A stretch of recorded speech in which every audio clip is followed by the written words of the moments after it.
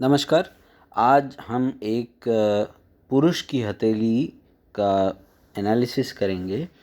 इस व्यक्ति ने पूछा है कि क्या मुझे सरकारी नौकरी मिलेगी या नहीं।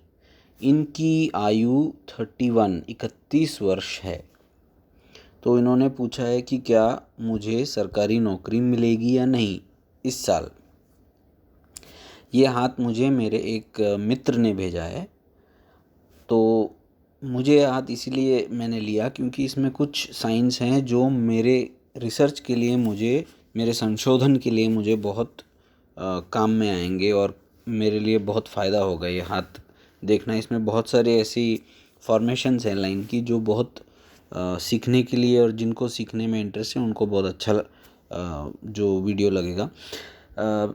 मेरी जो मातृभाषा है वो हिंदी नहीं है, परंतु भारतीय हूँ, इसलिए मुझे अपनी राष्ट्रभाषा पर गर्व है और मेरी राष्ट्रभाषा जो है हिंदी है। इसीलिए मैं हिंदी में पूरा प्रयत्न करूँगा कि मैं आपको अच्छी तरह इसका वर्णन दूँ। आप ध्यानपूर्वक सुने, इससे आपको लाभ ही होगा, नुकसान नहीं होगा। तो अब सबसे पहले मैंने जो है इस हाथ में 34 जो 34 साल का जो नोटिंग किया है, मैं आपको इसका कारण बाद में बताऊंगा। और इस हाथ के ऊपर थोड़ा हम पहले एनालिसिस थोड़ा डीप में जाते हैं। अब थोड़ा मैं लॉन्ग व्यू पे देखता हूँ। आप इस हाथ को ठीक से देखिए। आप देखिए कि इस हाथ में जो शुक्र का पर्वत है बहुत ज़्यादा मतलब अत्यधिक क्षेत्र लेकर बैठा हुआ है। शुक्र बहुत अत्यधिक क्षेत्र को लेकर बैठा हुआ है और चंद्र को का कम क्षेत्र दिया है, कम जगह दी है चंद्र को। तो सबसे सबसे महत्वपूर्ण यह है कि यहाँ पे शुक्र ने बहुत ज़्यादा आक्रामक रूप से हाथ पर पूरा नियंत्रण कर लिया है। अब शुक्र क्या है? शुक्र विलासिता, शुक्र आडंबर प्रिय, शुक्र स्त्री, शुक्र भोग, शुक्र धन। और चंद्र क्या है? चंद्र मन है। तो मन तो चंचल है। यदि शुक्र उसके ऊपर पूरा प्रभाव डालेगा तो आपको पता है क्या होगा। ठीक है, तो ये एक बात है। तो इस व्यक्ति को ध्यान देना चाहिए। जैसे हिंदी में कहावत है कि समझदार को इशारा ही काफ़ी है, उसी प्रकार जो बुद्धिमान है उसको इतना संकेत ही पर्याप्त है जो मैंने अभी दिया है कि इनको क्या करना चाहिए आगे। इसका अर्थ ये नहीं कि ये व्यक्ति प्रयत्न नहीं करता, प्रयत्न बहुत ज़्यादा करता है। इस व्यक्ति ने बहुत प्रयत्न किए हैं, यहाँ पर मुझे दिख रहा है बहुत सारे प्रयत्न किए हैं इस व्यक्ति ने। सरकारी जो एग्ज़ाम्स हैं उसको, सरकारी जो परीक्षा है उसको पास करने के लिए बहुत सारे प्रयत्न यत्न किए हैं, इसमें कोई दो राह नहीं। परंतु इन्हें सक्सेस नहीं मिल रहा और इसके कारण अनेक हैं। इसके कारण सबसे पहला कारण तो मैंने आपको ये बताया कि इनको फोकस कभी कभी कम होता होगा, एक रीज़न वो है। अब दूसरा जो कारण है वो हम यहाँ पर देखते हैं।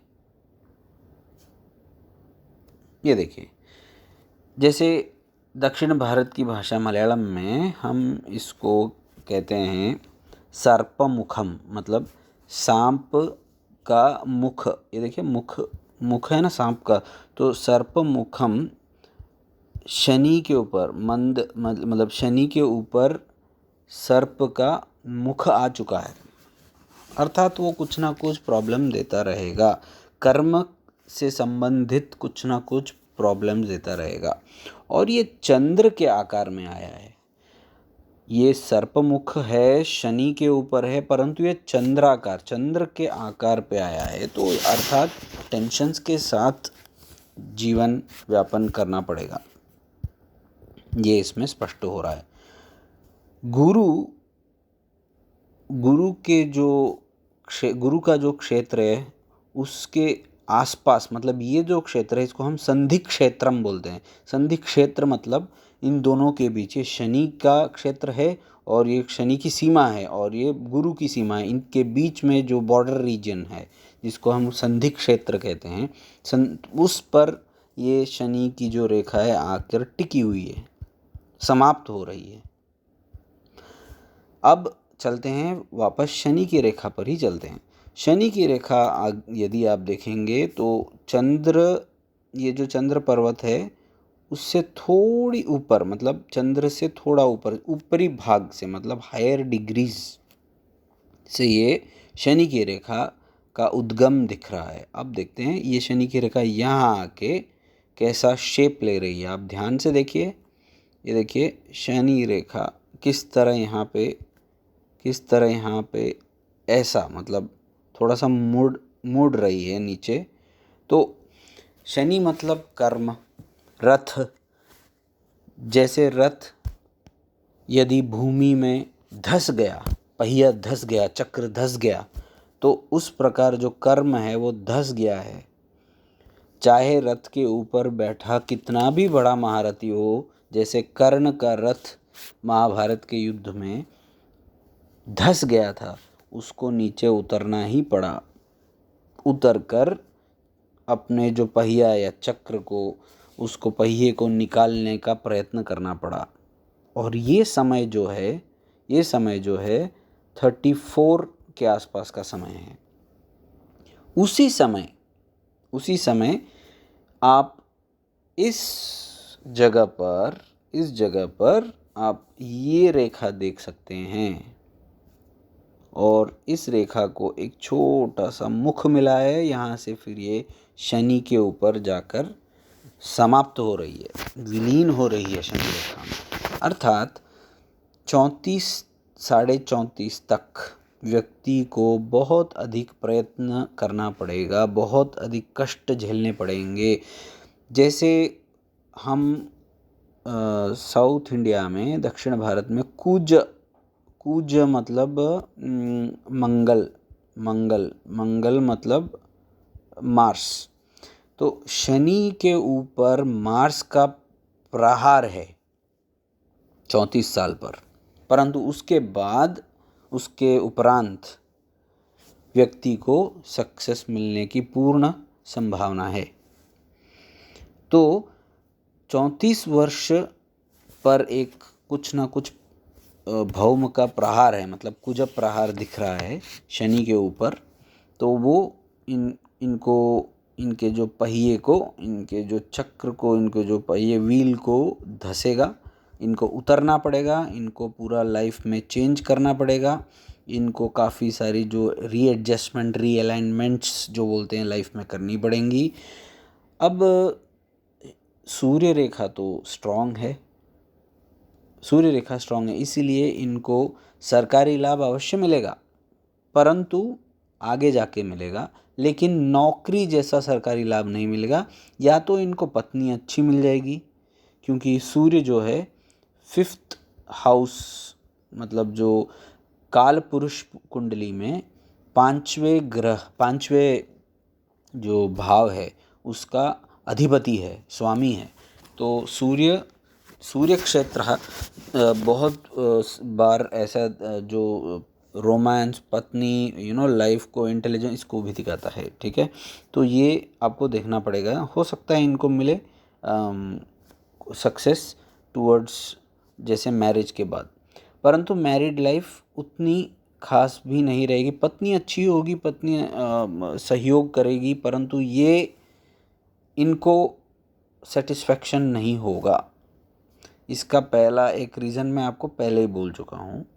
तो ये बात की बात है। अब चलते हैं, इनकी आयु है 31। अब देखिए क्या है कि ये, जैसे हम ज्योतिष या हस्तरेखा पढ़ते हैं तो हमें डायरेक्टली ये बोलना सही नहीं होता है कि आपको मिलना मुश्किल है या फिर असंभव है, परंतु फिर भी जब आप बोलते हैं तो थोड़ा बहुत आपको संभाल के बोलना पड़ता है। तो जब देखिए, इसको गौर से देखिए, ये जो मैंने सर्कल किया है यहाँ पर आपको एक चिन्ह दिखेगा, ये है 31 वर्ष, 31 ईयर्स। ये चिन्ह जो है केतु और मंगल, केतु कुज का प्रहार है। जो दक्षिण भारत में हम गुरु को, मतलब बृहस्पति को हम व्यायाम कहते हैं। तो व्यायाम पर केतु भ्रमण, मतलब गुरु पर केतु एवं कुज का भ्रमण, या फिर उल्टा बोल सकते हैं व्यायाम मतलब गुरु जब केतु और कुज के ऊपर भ्रमण करेंगे तो उस समय का, अभी का समय उनका ये है। तो इनको बोलना, डायरेक्ट बोलना तो थोड़ा कठिन रहता है, इनको बोलने के लिए थोड़ा इस तरह उस तरह बोलना पड़ेगा। तो ये ऐसा है ना कि शिव का धनुष उठाने के समान ये समय, ये जो कार्य ये कर रहे हैं, या फिर जो इन्होंने अभी जो लिया हुआ है एग्जामिनेशन, गवर्नमेंट एग्ज़ाम, ये शिव का धनुष उठाने के समान कठिन है। अर्थात सरकारी नौकरी 31 पर मिलना असंभव है। ये इन शॉर्ट मुझे कहना है। लेकिन इसको डायरेक्टली कह नहीं सकते किसी को, क्योंकि क्या होता है कभी कभी लोग उतने चंचल होते हैं, जैसे ये व्यक्ति चंचल है, तो ऐसे व्यक्ति को इनकी हेडलाइन में भी प्रॉब्लम है। इनको डायरेक्टली बोलना मुझे डर लगता है। तो क्या होता है, इनको बोलना चाहिए आप उपाय कीजिए, आप कुछ ना कुछ मेडिटेशन कीजिए, आप शिव की आराधना कीजिए, अभिषेक कीजिए।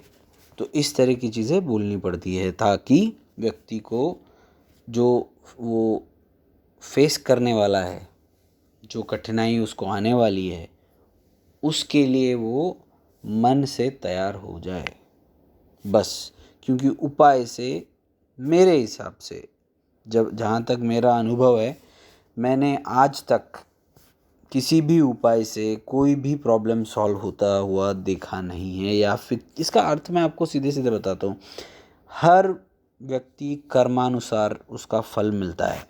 चाहे इस जन्म में उसने कोई कर्म किया हो या पिछले जन्म में कर्म किया हो, कर्म फलम तो उसको मिलेगा ही।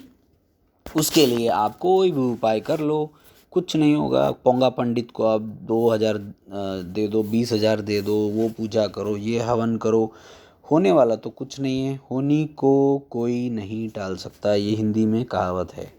परंतु फिर उपाय का क्या लाभ? उपाय का केवल ये लाभ है कि आप अपने मन को तैयार करेंगे, ये जो आप फेस करने वाले हो उसके लिए, केवल इतना ही उसका लाभ है।